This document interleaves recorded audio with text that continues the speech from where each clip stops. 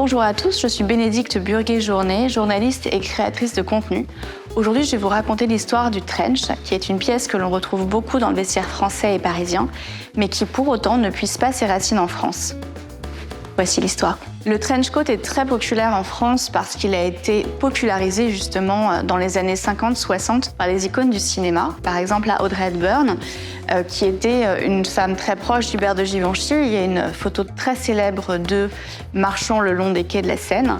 Elle avec un trench très ceinturé et lui dans un costume en flanelle absolument remarquable. Et cette photo a fait le tour du monde. Le trench et Paris sont intrinsèquement liés parce que les célébrités venaient à Paris, parce que la mode se déroulait à Paris. Bonjour Paris! Mais il faut savoir que ça n'est pas forcément les icônes françaises qui l'ont amené en France. Par ailleurs, le trench n'a pas ses origines en France puisque c'est une pièce britannique qui a été faite initialement par un fabricant de tissus qui s'appelait Burberry.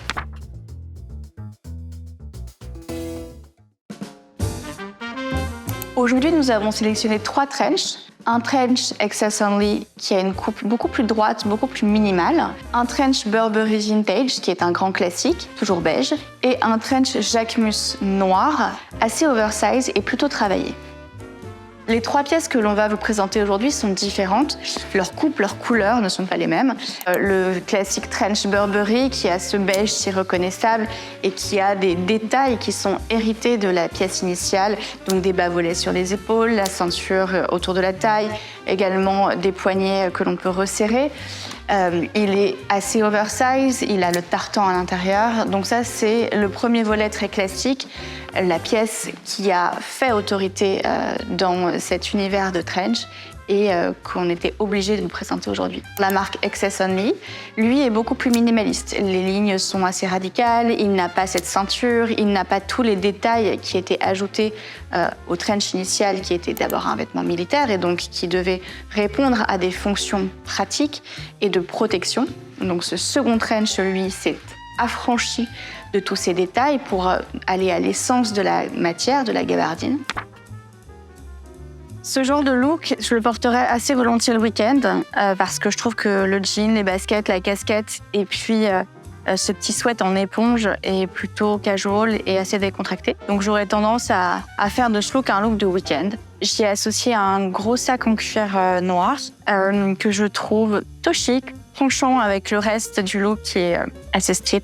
J'aime bien cette association justement d'une coupe très minimaliste, très radicale avec de l'éponge, avec un jean un peu baggy, un peu loose, avec des baskets, avec des petites chaussettes en cachemire. J'aime bien justement twister les pièces, les associer, confronter les matières.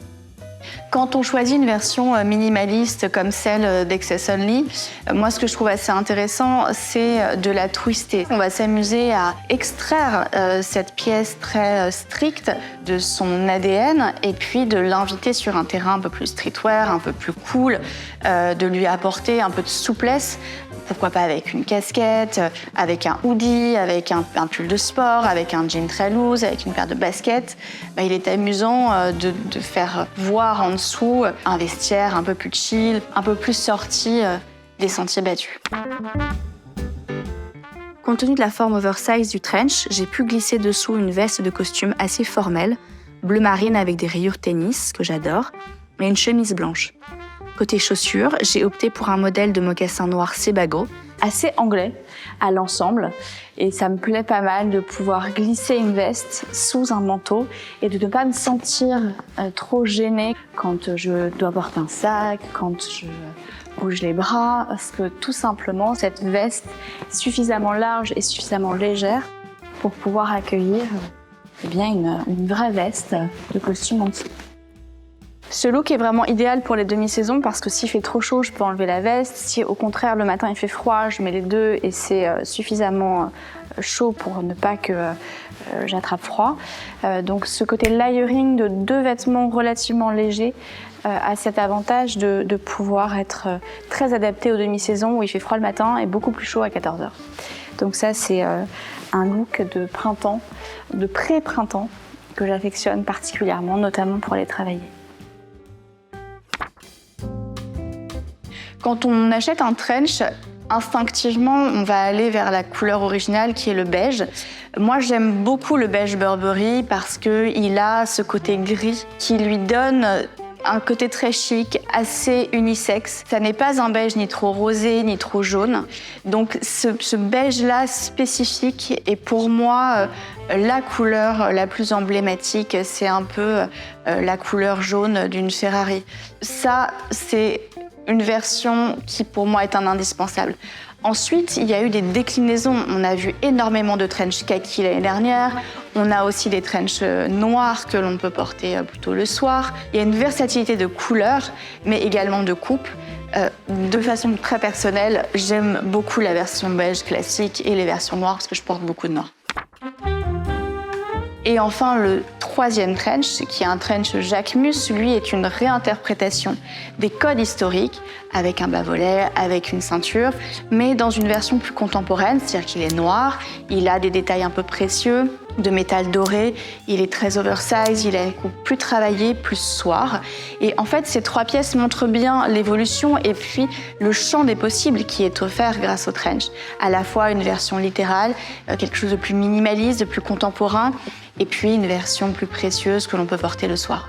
Donc le trench, quand on le choisit noir, en tout cas les trenchs noirs que j'ai, je les porte assez régulièrement sur des slip dress très simples. Comme ça, quand je suis à l'intérieur, je peux le poser sur mes épaules et quand je sors, je peux le ceinturer avec une paire de talons. Ça donne une silhouette qui est assez féminine sans pour autant être dans un cliché taille cintrée et de super habillé. Ce look est clairement un look du soir avec cette robe en crêpe de soie, ce trench qui est noir avec ses manches ballons et puis des mules et un sac en satin de soie que je trouve ravissant d'une créatrice française. Typiquement, le genre de tenue que je mets pour aller dîner, quand j'ai un événement un peu formel.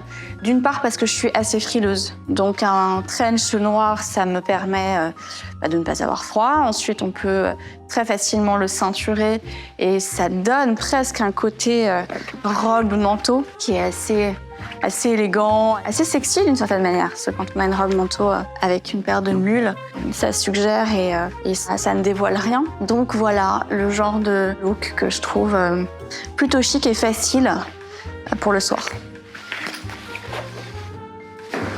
Merci beaucoup d'avoir regardé cet épisode sur le trench. J'espère que celui-ci vous a inspiré, vous a donné envie d'explorer d'autres styles ou alors d'en acquérir un.